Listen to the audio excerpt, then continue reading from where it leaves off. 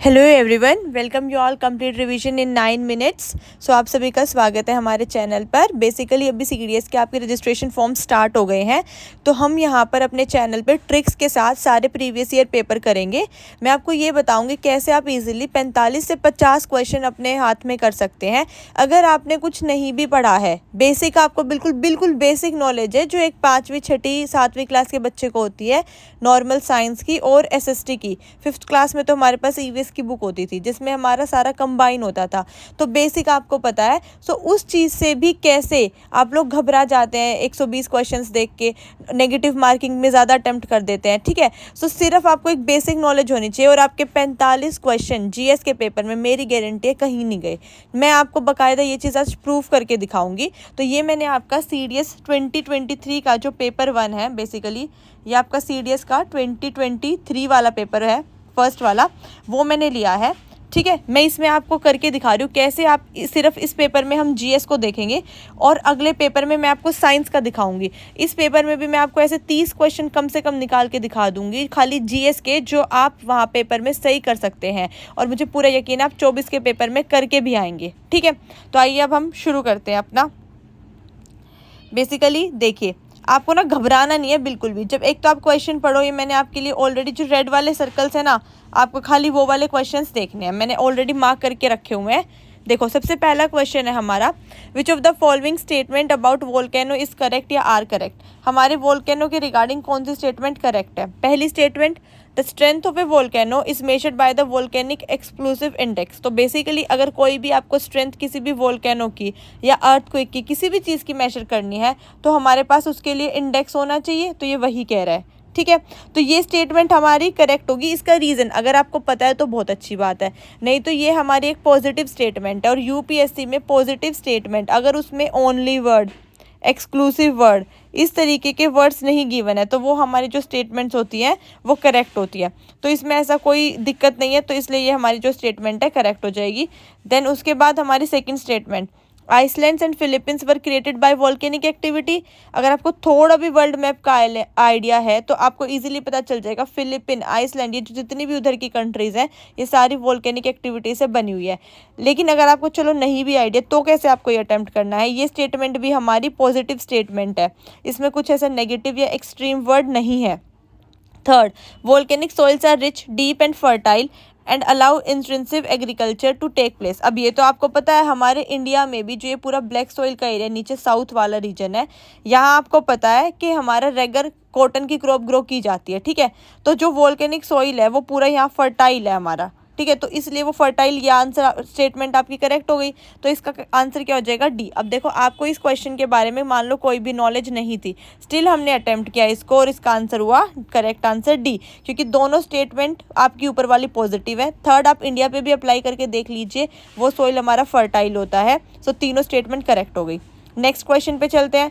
Third question देखिए, इन्होंने हमसे पूछा है ये कैरेक्टरिस्टिक्स बता के कि इसमें से ये कौन से क्लाउड की बात कर रहे हैं। पहला है they are born through convention, ठीक है, convection, sorry, they are born through convections, only cloud type that can produce hail, thunder and lighting. अब देखो, ये मेन प्रॉपर्टी है कि वो क्लाउड बताना है जो हेल, थंडर और लाइटिंग प्रोड्यूस करेगा। They are large cauliflower shaped towers often annual tops. तो कॉलीफ्लावर, कैबेज, कॉलीफ्लावर देखिए आपने कैसा होता है, ठीक है, बेसिकली पत्ता, फूल गोभी, पत्ते गोभी की तरह, है ना। अब आते हैं हम अपने ऑप्शंस पे। सबसे पहला ऑप्शन है स्ट्रेटोक्यूमुलस। स्ट्रेटा मतलब क्या होता है, देखो स्ट्रेटो जो वर्ड है वो आपका स्ट्रेटा से बना है। स्ट्रेटा मतलब होता है लेयर्स, 1 2 3 ऐसे लेयर्स। तो अगर ये लेयर की बात करनी होती इनको, तो ये हमें बेसिकली स्पेसिफिक ये कॉलीफ्लावर वर्ड क्यों मेंशन करके देते, आप खुद सोचो। तो it means cauliflower shaped, it means उसमें लेयर्स नहीं है। तो जिस जिस ऑप्शन में स्ट्रेटा वर्ड है, स्ट्रेटो वर्ड है, वो ऑप्शंस काट दो, तो ए चला जाएगा आपका। देखो, ये जो आपका बी ऑप्शन है क्यूमुलोनिम्बस और सी सर्कोक्यूमुलस, इनमें स्ट्रेटा वर्ड नहीं है, ये बच जाएंगे। तो डी में क्या है, निम्बोस्ट्रेटस, फिर स्ट्रेटस आ गया, ये चला गया। तो आप 50-50 पे पहुंच गए यहाँ तक। आपने कितने आसानी से, इसमें आपने कोई ज्ञान नहीं लगाया अपना, सिंपल एक 6th क्लास के बच्चे को पता होता है स्ट्रेटा मतलब होता है लेयर, और क्वेश्चन में बोल दिया कॉलीफ्लावर तो मतलब लेयर तो है नहीं, और हमने ए और डी एलिमिनेट कर दिया, ठीक है, अब ये आपका कॉल है। अगर आपको पता है बी और सी में से तो बहुत ही अच्छी बात है, इसका आंसर सर्कोक्यूमुलस रहेगा। अगर नहीं भी पता है तो भी अब आप जान लीजिए, जो भी आपके क्लाउड्स होते हैं जो कॉलीफ्लावर शेप के होते हैं, जो हेल, थंडर, लाइटनिंग के लिए रिस्पॉन्सिबल होते हैं, वो सर्कोक्यूमुलस क्लाउड्स होते हैं। लेकिन हम 50-50 तक तो बहुत ईजिली पहुँच गए थे। अब हम आगे चलते हैं। नेक्स्ट क्वेश्चन नंबर 10 जो मैंने आप लोगों के लिए मार्क कर रखा है। देखो, हमें बताने इसमें से क्या आर्टिकल 51 के पार्ट में नहीं आता है, क्या नहीं आता है। क्वेश्चन ध्यान से पढ़ना। तो अब मान लो आपको नहीं पता, आपको बिल्कुल भी बेसिक ज्ञान जो है सिर्फ वही है, एक्स्ट्रा आपको नहीं पता। A option, promote international peace and security. देखो, हम इंडिया कोई चीज़ प्रमोट करने की बात कर रहा है, वो भी पीस और सिक्योरिटी, तो ये तो आना चाहिए। ठीक है, पॉजिटिव स्टेटमेंट है। Next, maintain just and honourable relations between Nations. अब देखो, आपको दिख रहा है ए और बी एक जैसे से है। अगर हम किसी कंट्री के साथ पीस और सिक्योरिटी मेंटेन करते हैं तो क्या हम उनके साथ ऑनरेबल रिलेशंस भी मेंटेन करेंगे? तो एक जैसे हो गए, तो इट मीन्स ये दोनों तो ठीक है। अब हम आते हैं सी पे, use of UN peace keeping force for resolution of international disputes. ये कॉन्ट्राडिक्शन है, आपको यही अपना माइंड चलाना था। अगर पीस कीपिंग फोर्स है तो हम उसको पीस के लिए यूज़ करेंगे, हम उसको किसी इंटरनेशनल डिस्प्यूट को सॉल्व करने के लिए यूज़ क्यों करेंगे? क्योंकि इंटरनेशनल डिस्प्यूट को सॉल्व करने के लिए तो हम टॉक यूज़ करेंगे, बेसिकली डिप्लोमेटिक टॉक्स। हम पीस कीपिंग फोर्स का वहाँ पे बताओ क्या काम है? कोई रोल नहीं है वहाँ पे, है ना। तो ये हमारा जो ऑप्शन है गलत हो जाएगा। अब हम चलते हैं डी ऑप्शन पे। लिखा है encourage settlement for international disputes by arbitration. अब देखो, अगर डिस्प्यूट सेटल करना है तो हम कोर्ट में जाएंगे, तो आर्बिट्रेशन वही होता है आपका। तो चलो ये ऑप्शन भी हम कंसिडर कर लेते हैं कि हम कोर्ट में जा सकते हैं। But this C option is wrong, क्योंकि अगर आपको पीस कीपिंग फोर्स लेनी है तो why you will use international dispute के लिए why you will use peace keeping forces.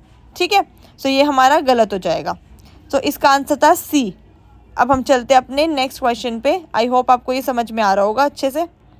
Question number 15 ये पूरे साल न्यूज़ में था, मतलब आपने कहीं ऐसे उड़ता उड़ता भी सुन लिया होगा, तो भी आप बता सकते हो कि बेसिकली यूएन ने आपका 2021 को कौन सा ईयर डिक्लेयर किया था? तो मिलेट का डिक्लेयर किया था हमने।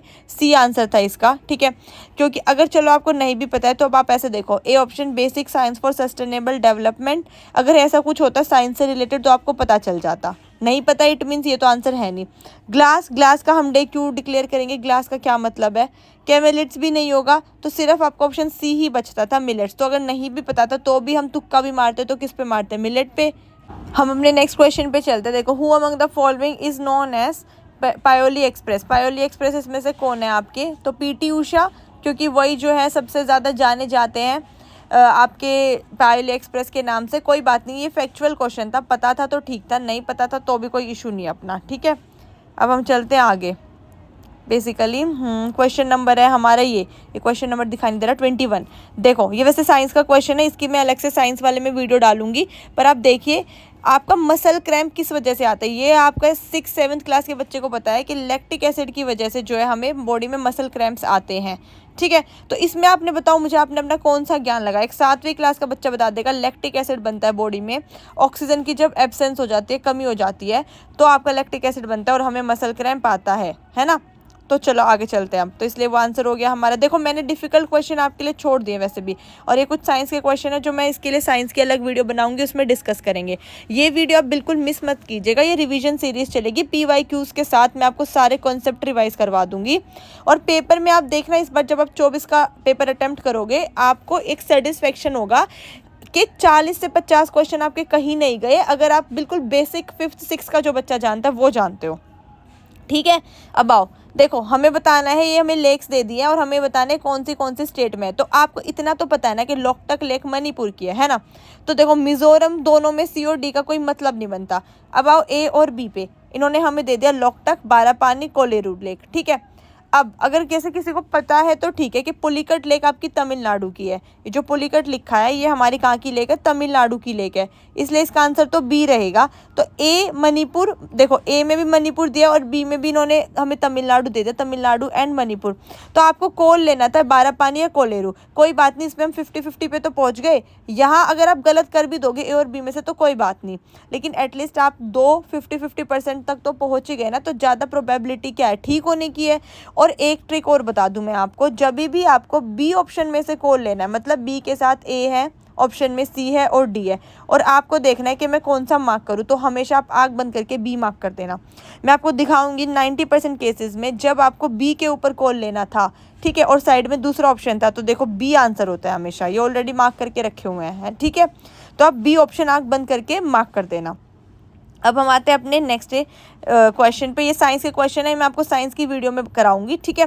देखो, अकॉर्डिंग टू सेंसस 2011 हमें बताना है कौन सी स्टेटमेंट करेक्ट है। पहली, a person who can only read but can not right is not literate. अब आप खुद बताओ, एक छोटा बच्चा या एक पर्सन है जो खाली रीड कर सकता है लेकिन लिख नहीं सकता, तो हम उसको लिटरेट नहीं कहेंगे, ठीक है। तो ये स्टेटमेंट जो है हमारी गलत है। क्यों नहीं कहेंगे भाई, वो रीड कर सकता है ना, तो उसको लिटरेट माना जाता है। अब सेकंड पे देख जाते हैं हम लोग। A person aged 7 years and above who can both read and write with understanding, ये करेक्ट आंसर है। पहली स्टेटमेंट में इन्होंने हमें एज मेंशन नहीं की, ठीक है। हमारे जो लिटरेट के हैं बेसिकली इंपॉर्टेंट 2 क्राइटेरियाज है, वो रीड करे, ठीक है, और राइट करे किसी भी लैंग्वेज में इंडिया की, ठीक है, और साथ ही में वो पर्सन 7 साल से ऊपर हो। तो पहली में इन्होंने हमें ऐसी कोई कंडीशन नहीं दी। अगर आपको पता था तो बहुत अच्छी बात है, इसका आंसर बी है। लेकिन मैं मान लेती हूँ आपको नहीं पता, क्योंकि मैं आपको सिखा रही हूँ मैं ट्रिक से कैसे सॉल्व करना है। तो जिस स्टेटमेंट में यूपीएससी ओनली वर्ड यूज़ करता है, एक्सक्लूसिव वर्ड यूज़ करता है, ये जो आपके होते हैं ना, ये हमेशा रॉन्ग वर्ड्स होते हैं, एक्सट्रीम वर्ड्स बोलते हैं इनको। तो आपको ध्यान रखना है, जिसमें यूपीएससी ओनली वर्ड यूज़ करे, एक्सक्लूसिव वर्ड यूज़ करे, ये स्टेटमेंट्स पे आप बिल्कुल कान खड़े करके क्वेश्चन पढ़िएगा, और वो 90% चांस है आपका रॉन्ग ही मिलेगा, ठीक है। अब हम चलते हैं अपने नेक्स्ट पे। देखो, tropic of cancer passes through how many states basically. तो ये आपको इंडिया का मैप पता था तो बहुत अच्छी बात है, नहीं तो अब मैं आपको बताती हूँ आपको गेस वर्क कैसे करना है, ठीक है। हमें पता है हमारे जो ट्रॉपिक ऑफ कैंसर है कहाँ कहाँ से जाते हैं, गुजरात से, ठीक है, राजस्थान से, एमपी से। तो हमें बताना था कितनी लैंडलॉक स्टेट और कितनी कोस्टल स्टेट्स हैं आपकी, ठीक है। तो ऑप्शन देखो 1, 7, 2, 5, 3, 5। आपको पता है टोटल ट्रॉपिक ऑफ कैंसर जो है, मान लो चलो आपको एग्जैक्ट भी नहीं पता कि 8 स्टेट है 7 स्टेट है, लेकिन तुक्का तो मार सकते हो कि 7 से 8 स्टेट होंगी, है ना। तो देखो, जो आपका सेकंड ऑप्शन है 2 और 6 वाला, ये सबसे इक्वली इसने बाइफरकेट किया है, मतलब इक्वल तरीके से तोड़ दिया है। 2 उसमें आपको पता है इतना ही इंडिया का मैप है, यहाँ पे आपकी कोस्टल स्टेट्स है ना। तो यहाँ राजस्थान गुजरात तो आपको पता ही है, और यहाँ आपका एमपी पड़ जाता है।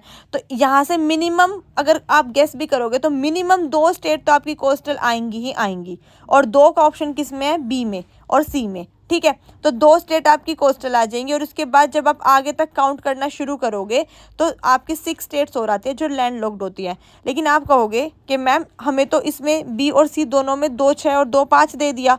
तो मैंने अभी आपको समझाया, जब आपको बी और सी में से कॉल लेना है तो आप किस पे कॉल लोगे, बी के ऊपर, याद रखना, ठीक है। तो अगर आपको पता था कि 2 हमारी आपकी कोस्टल स्टेट्स है और 6 लैंड लॉक्ड है तो बहुत अच्छी बात है। अगर नहीं पता था तो इतना कर लोगे कि ये इंडिया का मैप और यहाँ पे हमारी मिनिमम 2 कोस्टल स्टेट्स आएंगी, तो 1 और 3 का तो मतलब बनता नहीं, ए और डी तो गया, ठीक है। अब बच गए बी और सी। बी और सी में 50-50 है, तो आपको कॉल लेना है तो आप अपना कॉल लोगे बी वाले पे, ठीक है, और वही आंसर आपका करेक्ट भी है। अब हम चलते हैं नेक्स्ट क्वेश्चन पे। अब देखो, ये हमारा क्वेश्चन है कोया रिबेलियन, कोंडा रिबेलियन के ऊपर, ठीक है। कोंडा रिबेलियन अगर आपको पता है तो बहुत अच्छी बात है, नहीं भी पता है तो बेसिकली आपका रंपा रिबेलियन का टाइम पीरियड है, बिरसा मुंडा कोंडा रिबेलियन। तो ये हमारा टाइम पीरियड था 1922 से 24 का। ये बिल्कुल डायरेक्ट क्वेश्चन था हिस्ट्री से, थोड़ा भी जिसने पढ़ा होगा वो बच्चा कर लेगा, बट कोई बात नहीं, आप इसको कंसिडर मत करो, नहीं पता था तो मैंने मार्क कर दिया था क्योंकि डायरेक्ट क्वेश्चन था, ठीक है। देखो, अब ये हमारा इसका क्वेश्चन है इन्फ्लेशन का, मैं इसको बताती हूँ आपको। Which one of the following situation can lead to inflation. अब इसमें से हमें बताना है इन्फ्लेशन किसकी वजह से होता है। सबसे पहला option rapid growth of aggregate demand. अगर आपकी डिमांड एकदम से बढ़ जाती है, ठीक है, तो क्या इन्फ्लेशन होगा। आप खुद दिमाग लगाओ, अगर आज मार्केट में 10 पेन है, ठीक है, और कल एकदम से डिमांड बढ़ गई 20 पेन चाहिए सबको, लेकिन सप्लाई 10 की है अभी भी, ठीक है, तो ऑब्वियसली प्राइस बढ़ जाएगा। आज 10 चीज़ें मिल रही हैं और 10 ही लोग हैं खरीदने वाले, लेकिन कल जो है 20 लोग हैं खरीदने वाले और उनको 20 पेन की डिमांड है, लेकिन एट प्रेजेंट भी मार्केट में पेन अवेलेबल है 10 ही, तो ऑटोमेटिकली प्राइस बढ़ जाएगा। तो ए ही इसका आंसर था, ये अंडरस्टैंडिंग के बेस पे था। अब हम देखते हैं B option, sluggish growth of aggregate demand. या मैंने अभी आपको बताया था जब यूपीएससी ऐसे वर्ड यूज़ करे, स्लगिश, ठीक है, डिक्रीज, इंक्रीज, ये वाले जो वर्ड्स होते हैं ना, रिडक्शन, ठीक है, इंक्रीमेंट, ये थोड़े रॉन्ग वर्ड्स माने जाते हैं, तो इन पे आपको ध्यान से पढ़ना होता है, तो ये हो जाता है गलत। रिडक्शन इन मनी सप्लाई, अगर पैसा कम हो गया तो इन्फ्लेशन पे इफेक्ट पड़ेगा, लेकिन हमें बेस्ट आंसर चूज करना पड़ता है, तो इतना इफेक्ट नहीं पड़ेगा जितना डिमांड के बढ़ने से पड़ जाएगा। हायर लेवल्स ऑफ अनएम्प्लॉयमेंट, अगर बेरोजगारी ज़्यादा हो गई तो ठीक है, उससे भी महंगाई बढ़ जाएगी, लेकिन सबसे ज़्यादा महंगाई आपकी बढ़ेगी जब सीधे सीधे लोगों की डिमांड बढ़ जाएगी। आज मुझे 10 पेन चाहिए हैं, कल मुझे 20 पेन चाहिए हैं, लेकिन फैक्ट्री एक ही है जो 10 पेन बना सकती है सिर्फ। ठीक है, अब हम चलते हैं अपने नेक्स्ट क्वेश्चन पे। ये हो गया हमारा। देखो ये इधर आ जाओ आप। अब हमें बताना है आपका, देखो सबसे बिल्कुल जनरल तरीके से रीड करूंगी, मैं आपकी जगह होती तो कैसे करती। Consider the following statement, identify the correct statement. सबसे पहला है, in a thermal power station fuel such as oil, coal, natural gas use to generate electricity. सबको पता है ये बात, 5वीं क्लास के बच्चे से पूछो कि बताओ ऑयल, नेचुरल गैस और कोल जो है इलेक्ट्रिसिटी जनरेट करने में हेल्प करेंगे, तो हाँ करेंगे, वो भी बोल देगा, तो मतलब पहली स्टेटमेंट हो गई आपकी correct. Second, fuels are burned to heat water and turn it into steam which goes through a turbine which spins and generate electricity। अब दोबारा आप 5वीं क्लास के बच्चे को पकड़ो, अपने चाचा ताऊ के बच्चे को, उससे पूछो भाई अगर हम फ्यूल को यूज़ करेंगे इलेक्ट्रिसिटी जनरेट करने में, जैसे अगर आपने पानी को ही यूज़ कर लिया तो उससे स्टीम बनेगी और स्टीम से टरबाइन रोटेट करेगी, टरबाइन रोटेट करेगी तो क्या इलेक्ट्रिसिटी मिलेगी हमें, तो वो भी बता देगा कि हाँ हमें इलेक्ट्रिसिटी मिलेगी। तो दूसरी स्टेटमेंट भी करेक्ट हो गई। ठीक है, अब आपस में लिंक देख लो इनका, पहले वाले में फ्यूल बता दिया, दूसरे वाले में उससे इलेक्ट्रिसिटी जनरेट कर रहे हैं वो बता दिया, तो दोनों स्टेटमेंट करेक्ट है और दूसरी पहले की करेक्ट एक्सप्लेनेशन है। ठीक है, इसमें मुझे बता दो आपने अपना कौन सा चाणक्य वाला ज्ञान लगाया था, बिल्कुल बेसिक था। ठीक है, आओ अब हम नेक्स्ट क्वेश्चन पे जंप करते हैं अपना। ठीक है, ये हो गया हमारा, अब क्वेश्चन नंबर है हमारा 61 सॉरी। ठीक है, देखो अब मैं आपको इसी चैनल पे फ्री में इकोनॉमिक्स पढ़ाऊंगी, फ्री वीडियोस रहेंगी यूट्यूब पे, उसके लिए आप चैनल सब्सक्राइब कर लो। उसमें मैं आपको बताऊंगी expansionary, contractionary, fiscal, monetary policies क्या होता है, क्राउडिंग इन क्राउडिंग आउट इफेक्ट क्या होता है। बट अभी के लिए आप ट्रिक से समझ लो। इन्होंने पूछा which one of the following policies help to raise interest rate unambiguously, जिसकी वजह से अप्रिसिएशन हो जाए। हमें बताना है कौन सी पॉलिसी से आपके इंटरेस्ट रेट बढ़ जाए, ठीक है, और अप्रिसिएशन हो जाए। तो देखो सबसे पहली बात, सरकार जब कॉन्ट्रैक्शन करेगी मतलब खर्चा कम करेगी, इट मीन्स वो इंटरेस्ट रेट बढ़ाएगी, उसके पास खुद पैसा कम है। कॉन्ट्रैक्ट मतलब तो पता है ना आपको क्या होता है, कॉन्ट्रैक्ट मतलब सिकुड़ जाना, कोई चीज़ कॉन्ट्रैक्ट हो जाना। तो एक्सपेंशनरी तो पहले ही काट दो आप, पहले वाले में इसने एक्सपेंशनरी बोल दिया। ठीक है, जहाँ जहाँ आपको एक्सपेंशनरी दिख रहा है फर्स्ट वाले में काट दो, चलो एक ही केस में है। ठीक है, अब सेकेंड केस में उन्होंने कहा है हमें कि कॉन्ट्रैक्शन हो जिसकी वजह से अप्रिसिएशन हो, मतलब मनी जो है आपके 70 रुपये से 60 रुपये हो जाए, हमें ऐसा चाहिए है। ठीक है, अप्रिसिएशन होता है, हमेशा याद रखना, वैल्यू का कम होना। आपको दिख रहा है कि 70 से 60 हो रही है, लेकिन एक्चुअल में जो करेंसी है वो अप्रिशिएट कर रही है। ठीक है, सो सेकंड पे आओ। अब ये सरकार से रिलेटेड है, तो बेसिकली इसमें सबसे पहले नंबर पे आपका कॉन्ट्रैक्शनरी फिस्कल पॉलिसी आना चाहिए। फिस्कल मतलब होता है गवर्नमेंट। इन्होंने डी ऑप्शन में क्या दे दिया, कॉन्ट्रैक्शनरी मॉनेटरी। मॉनेटरी कौन करेगा, आरबीआई, तो डी ऑप्शन भी आपका गलत हो जाएगा। ठीक है, क्योंकि सरकार से रिलेटेड है तो कॉन्ट्रैक्शनरी फिस्कल पॉलिसी आना चाहिए था। अब हमारे पास ऑप्शन बचते हैं बी एंड सी। तो देखो अगर कॉन्ट्रैक्शनरी फिस्कल पॉलिसी है और मॉनेटरी पॉलिसी है, मतलब सरकारी आपका फिस्कल पॉलिसी कर रही है, कॉन्ट्रैक्ट कर रही है, और सरकारी आपकी मॉनेटरी पॉलिसी कर रही है, तो स्टेटमेंट भी तो वैसे ही गलत होगी। अभी मैंने आपको बताया था मॉनेटरी पॉलिसी कौन करता है, आपका आरबीआई करता है। तो C option is the correct कि कॉन्ट्रैक्शनरी फिस्कल पॉलिसी सरकार कॉन्ट्रैक्ट करेगी और आरबीआई जो है उसको ऑपोजिट करेगा। अगर एक माइनस कर रहा है तो दूसरा प्लस करेगा, तो सरकार कॉन्ट्रैक्ट करेगी तो आरबीआई एक्सपेंशन करेगा। सी ऑप्शन देखो, सरकार कॉन्ट्रैक्ट कर रही है और आरबीआई मॉनेटरी पॉलिसी को एक्सपेंड कर रहा है। सरकार ने माइनस किया, आरबीआई ने प्लस किया, दोनों मिलकर न्यूट्रल हो गए और बैलेंस हो गया। ठीक है, इसलिए इसका आंसर था आपका सी। अब हम नेक्स्ट क्वेश्चन पे चलते हैं आपके। मैं अभी आपको ओवरव्यू दे रही हूँ, ठीक है, एक सेकेंड। देखो अभी तक भी हम काफ़ी क्वेश्चंस अटेम्प्ट कर चुके हैं अपने। हम कहाँ थे, क्राउडिंग इन क्राउडिंग आउट। मैं आपको अभी बता देती हूँ शॉर्ट में। देखो contraction of private investment spending due to deficit spending by government. Basically एक तो हमेशा ये याद रखना, यूपीएससी जब भी आपको 2 वर्ड एक जैसे दे रहा है तो हमेशा उसमें से ही आंसर होगा, या तो आंसर ए होगा या आंसर बी होगा, दोनों में क्राउडिंग वर्ड है। तो सी और डी आप पहले ही काट दो, ठीक है, बिल्कुल भी आंसर नहीं हो सकते आपके। अब अगर प्राइवेट इन्वेस्टमेंट है और वो बेसिकली बाहर चला गया है, ठीक है, इन्होंने लिखा है contraction of private investment spending due to deficit spending by the government.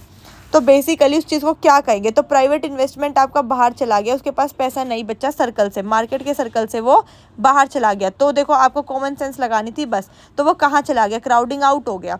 अगर ये बोलते कि वो स्पेंड कर पा रहा है मार्केट के सर्कल के अंदर है, तो हम बोल देते क्राउडिंग इन हो गया। ठीक है, तो इसलिए इसका आंसर हो गया ए, क्राउडिंग आउट। अब हम देखते हैं अपने नेक्स्ट क्वेश्चन को। पूरे साल न्यूज़ में रहा था, बताओ हम लोग नामीबिया से चीता लेके आए थे, कौन से नेशनल पार्क में लेके आए थे, कूनो नेशनल पार्क में। बताओ इसमें आपने कौन सी रॉकेट साइंस यूज़ की, सिंपल आंसर। नेक्स्ट हमारा क्वेश्चन, असम का कौन सी कम्युनिटी है जो वहाँ पे रिच है, तो आपको पता है अहोम किंगडम है, A for Ahom, A for Assam. ठीक है, आगे के लिए भी लर्न रखना। ये सारे आपके बीच बीच में साइंस के क्वेश्चन है, देखो मैं ये सब कितना तो इसमें छोड़ ही रही हूँ और अभी आपको काउंट करके दिखाऊंगी, मोर देन 25 क्वेश्चन हमने अटेम्प्ट कर लिए हैं। ठीक है, नेक्स्ट क्वेश्चन देखो हमारा, ये थोड़ी इमेज इस तरीके से, मैं क्वेश्चन रीड कर देती हूँ कि who among the following given the discretionary power under the 5th schedule of the constitution of India to set up advisory council in schedule areas. अब देखो हमेशा याद रखना, SC/STs जो एरियाज होते हैं, schedule tribe and scheduled areas जो आपके होते हैं, उसमें president is the only one जिनके पास पावर होती है आपके काउंसिल्स इस्टेब्लिश करने का। ठीक है, ये आपको कंफ्यूज करने के लिए पार्लियामेंट दे देंगे, गवर्नर दे देंगे, कभी भी नहीं। हमेशा याद रखना जो आपकी हेड ऑफ द स्टेट है, प्रेसिडेंट जो है वो इस्टेब्लिश करेंगे। अगर आपको नहीं भी पता था तो मैंने आपको कहा था तुक्का मारना ही है, तो आप कॉल लेना ऑप्शन बी के ऊपर। तो देखो इसमें आंसर क्या है, ऑप्शन बी। ठीक है, ये एक साइकोलॉजी होती है, मैं साइकोलॉजी भी पढ़ाती हूँ, तो मुझे पता है आंसर बी क्यों होता है। तो अभी वो आपको जानने की ज़रूरत नहीं है, बेसिकली अभी आप इतना ध्यान रखना, आंसर बी पे हमें कॉल लेना है। आज का लास्ट क्वेश्चन हमारी वीडियो का, हमें बताना है नॉर्थ टू साउथ एक्सटेंशन इसमें से कौन सी स्टेट का सबसे ज़्यादा है। आपको पता है झारखंड आपका जो है इस तरीके से बना हुआ है मैप में, देखो इस तरीके से है ना। तेलंगाना आपका नीचे वो आपका वाइड है, ईस्ट टू वेस्ट है। उड़ीसा भी आपका ईस्ट टू वेस्ट है, but Chhattisgarh is the only one जो इस तरीके से आपका। तो जिसको नहीं भी पता था, तो इंडिया का मैप कभी तो देखा होगा आपने, तो छत्तीसगढ़ आपका है जो इस तरीके से आपका पूरा ईस्ट टू वेस्ट बना हुआ है। तो डी इसका आंसर हो गया। बताओ इसमें आपने क्या कुछ यूज़ किया, ग्रेजुएशन लेवल का या 11th-12th लेवल का? नहीं, 8वीं क्लास का 7वीं क्लास का बच्चा है, उसको मैप आता है, उसमें से हो जाएगा ये। अब हम अपने क्वेश्चंस काउंट करते हैं। ठीक है, हमने कितने किए, एक जो सर्कल वाले वो सारे काउंट करेंगे, 2 3 4 5 6 7 8 ये वाला, ठीक है 8 9 10 11, ठीक है, ये देखो 12 13 14 15 16 17, ठीक है। और एक सेकंड बीच बीच में ये देखो इसका रब हो गया था, मैंने आपको बताया था एक्सक्लूसिव इंडेक्स का 18, ठीक है। और इसके अलावा जो मैंने आपको बीच बीच में डिस्कस किया, मतलब 20 क्वेश्चंस से तो मैंने आपको खाली जीएस सेक्शन से बता दिए हैं, ठीक है। इनफैक्ट हमने ज़्यादा ही किए होंगे, क्योंकि बीच बीच में ये जो मैंने रब कर दिया था ना इरेजर से, और बीच बीच के क्वेश्चंस रह गए थे, तो 20 से 25 क्वेश्चन बेसिकली आपके जीएस सेक्शन से हो गए हैं, ठीक है। अब सोचो जब हम आपकी साइंस करेंगे तो आपके और क्वेश्चंस हो जाएंगे, तो 45 से 50 क्वेश्चन आपके कहीं नहीं गए, और इसमें कुछ आपने रॉकेट साइंस यूज़ नहीं किया है। तो आप चैनल को सब्सक्राइब कर लो, इसी चैनल पे मैं आपकी कंप्लीट सीरीज़ की तैयारी करवा दूंगी। आप आराम से जीएस में 45 से 50 क्वेश्चंस अटेम्प्ट करके आएंगे 2024 का पेपर में, मेरी गारंटी है, ठीक है। अपने फ्रेंड्स को शेयर करो, चैनल को लाइक करो, सब्सक्राइब करो। मिलते हैं आपसे पार्ट 2 में साइंस वाली वीडियो के साथ। थैंक यू, जय हिंद।